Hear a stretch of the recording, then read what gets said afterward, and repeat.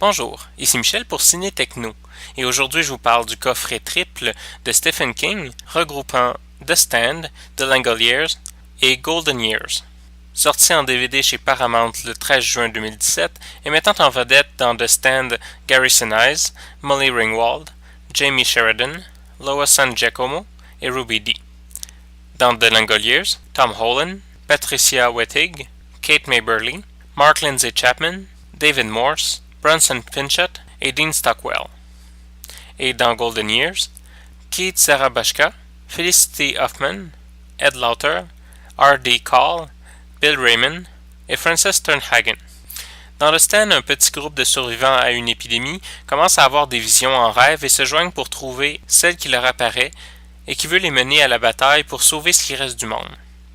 Dans The Langoliers, un petit groupe de passagers se réveille dans un avion en marche, pilotant en automatique. Après l'atterrissage, ils découvriront un monde entièrement vide où les sons, les saveurs et les couleurs semblent s'atténuer. Ils devront tenter de retourner d'où ils viennent avant qu'un son lointain et menaçant n'arrive à eux. Dans Golden Years, un concierge dans un laboratoire militaire est la victime d'un accident causé par un savant fou. L'homme va tranquillement commencer à rajeunir et deviendra la cible de personnes cherchant à étouffer l'affaire et à le capturer pour la recherche. Malgré les moyens limités et une manière de faire qui rend la télévision des années 90 un peu cheesy, il faut reconnaître que la dessinée était riche en innovation et a popularisé les genres de la mini-série et du téléfilm.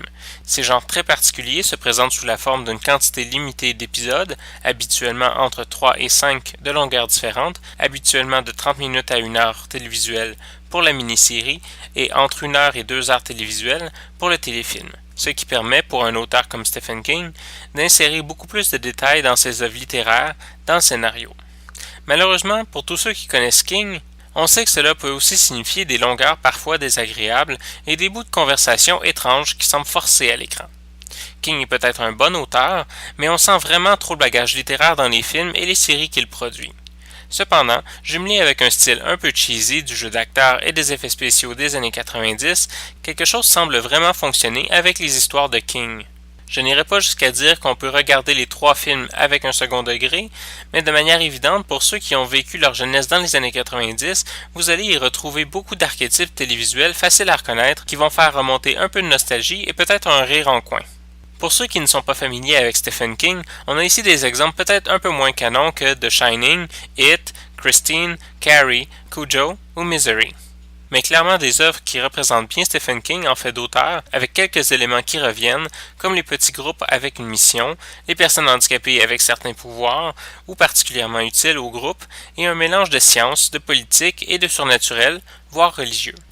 Les téléfilms sont présentés en format d'image 4:3 en anglais stéréo, espagnol stéréo et portugais mono avec les sous-titres en anglais, espagnol et portugais. Il n'y a pas de supplément sur le DVD. En conclusion, je dirais que le coffret triple de Stephen King est une bonne manière d'aborder l'univers télévisuel de l'auteur qui a vraiment un style particulier, autant dans le fond que dans la forme. On ne parle certainement pas de grand art, mais plutôt d'une manière de faire les choses, oubliée aujourd'hui, qui avait peut-être beaucoup de défauts mais qui pourrait faire grandement profiter de la télévision contemporaine. C'était Michel, je vous remercie et bon visionnement.